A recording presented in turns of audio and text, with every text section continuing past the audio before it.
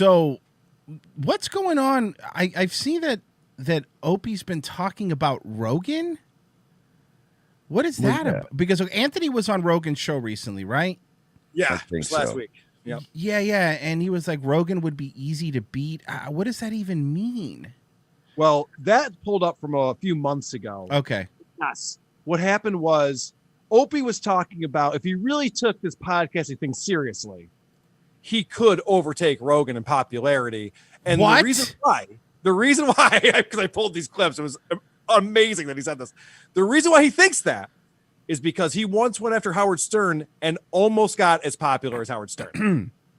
So I'm like, well, wait a second. You can overtake Rogan, but you weren't able to beat Stern, and you don't have the cast around you anymore. So what are you talking about? Yeah, you were never almost as big as Stern. You, Anthony, and Jimmy, right, as a unit, were almost as big as Stern at one point. Right, because as soon as it became Opie Radio, it was no longer on in the mornings anymore. It was no longer drive time radio. Like, we'll put you in the afternoon. It's fine. Well, you know why? You know why they almost beat him but never did? Because Howard had that powerhouse stuttering John there.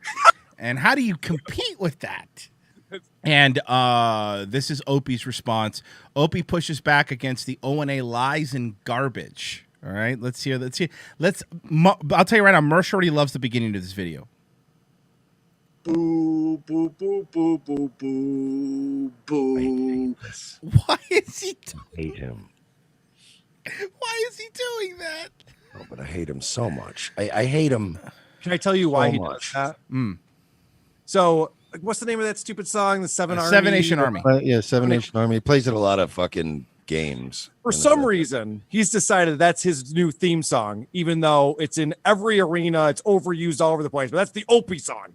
So he would sing that when he used to do the show with Karl Ruiz, when he had the podcast on Westwood One, and Karl Ruiz hated it.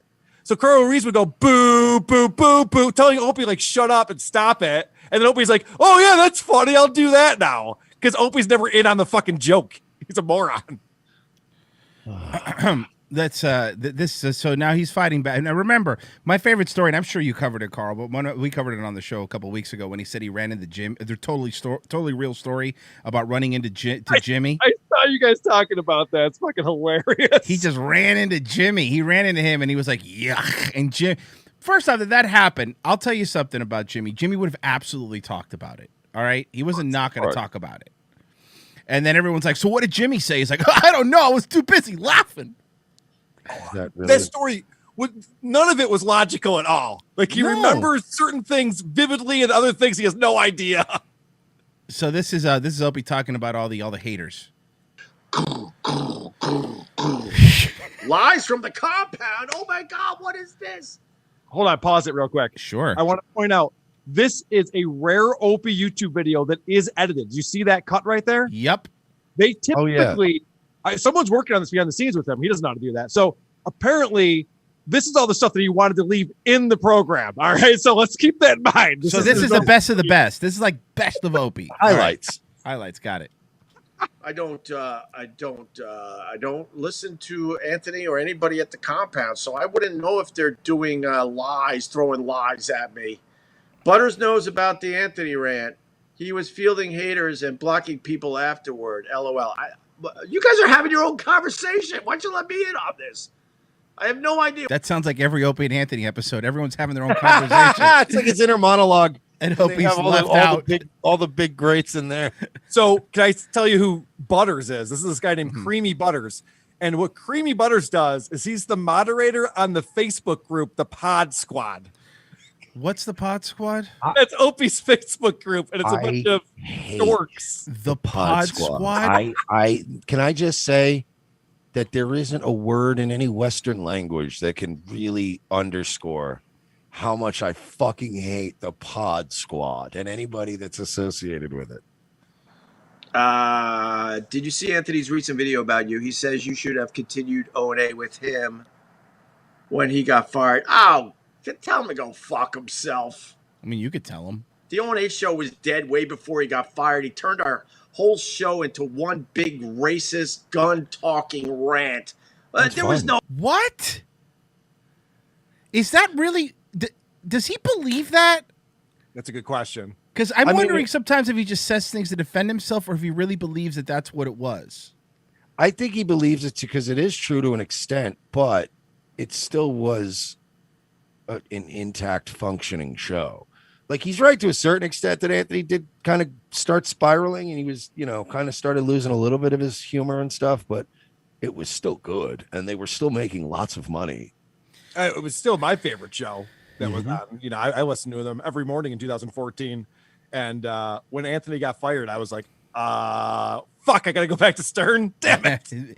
It's funny because people that I know that work there, like even people that were loyal to Opie, all told me the same thing. They were like, he kept saying, "Oh, you guys are my guys. Thanks for staying loyal." When Anthony left, and then after Opie got fired for filming Bobo in the bathroom, they were like, it was Roland. Roland in the bathroom. They're both.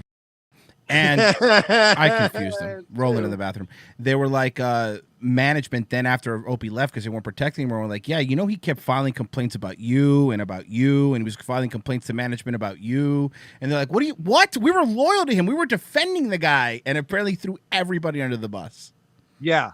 This episode that you're playing right here is amazing because he's talking about he's answering these questions of things that Anthony said that he didn't say. So people are lying to him. They're trolling him. Of course. So he's responding to these things, and he's got it in his head. We'll get to it, but he's got it in his head that no one got along with each other, that Anthony hated E-Rock and E-Rock hated Sam and Sam hated Jim. He's got all of these scenarios cooked up. He doesn't know any of these people, and it's all projecting. He's the one who hated everybody. He was trying to get them fired behind the scenes. Yep, everybody. He was trying to get everybody fired. Everyone, yes. Which is insane to me. Opie and Anthony. Sorry, go ahead. Well, you got to throw people under the bus. If things aren't working out well, you don't want them pointing at you. So you're like, well, yeah, our fucking producer, E-Rock, we got to get rid of him. He's fucking up the show. The only guy who has been since day one defending Opie. He literally called Opie his hero. Yep. Yep. Show anymore. Tell him to go fuck himself. Enough already. And he's gonna make believe he wasn't building a whole goddamn studio in the basement of his house and it had nothing to do with me. But he wasn't pretending he wasn't doing that. He was very open that he was building it in my house. Yeah, he was building the studio, which I actually did a show once. He never fucking turned it into competing shit or whatever. It's not like he turned them into competing fucking. It's not like he was going like, oh, I'm starting my own thing. Like, that didn't happen until he got fired. He just was like over there fucking around, and he had the money. And yeah, honestly, him building that studio in his house was probably the only healthy thing he spent his money on. Well, think about this though. This video is entitled "Pushing Back Against O&A Lies." He just made up something that Anthony has never said, would never say. Oh, he's going to pretend he wasn't building a studio. What are you talking about? He was going on live. You guys would talk about it on the O&A show. He's not pretending that. He should have done the Stern thing and built an exact replica so he could have lied and been like, no, I've been going into the studio to do stuff. That would have been amazing. Anthony posted a clip saying you lied about the big serious comic story, but he clearly just misheard what you said. I absolutely didn't lie. I'm done with fake news. I'm done with people fucking bashing me with fake shit and fake fucking stories. The fact is, and it should be a compliment, and he should be, trying to blow himself tonight. The fact is, when Anthony got fired, they wanted to continue with the giant audience we had, which was absolutely fucking dwindling way before Anthony got fired. And they stop it right there. Opie always wants it both ways. We had a giant audience, which was dwindling because Anthony sucks. Okay, but it was still massive. Yeah, but still huge though. He's like, the O&A show was dead. We had a giant audience. Okay. Thought, okay, this guy, and I really want to say his name, and I know eventually I will. I'm hoping he says it. They kind of came to me and said, who's been working out? Who do you think you could work with? And I gave a few names, and then one of these guys they were very, very interested in, and they offered him $1 million to do the show with me. And they thought that would be a great way to sound like he's whining. I know. Doesn't it? Like sound like whiny? Like, that's it, we're gonna do a show with me. Who was this fake guy that they offered $1 million to? Because didn't they only offer Patrice like $37 when they were trying to get him a show? They offered Patrice $37 and some pint and some watermelon Jolly Ranchers. Here you go. Could do worse. So what Anthony said was he thought it was Jim Brewer. Sirius XM was begging me to do the show. Begging. They were on their hands him. and knees. They were like, Opie, I'll suck your fucking dick right here in front of this entire boardroom. That's how bad we need you to step up, brother. Everything with this guy is exaggerated when he's talking about management at Sirius. So Anthony pointed this out on his show.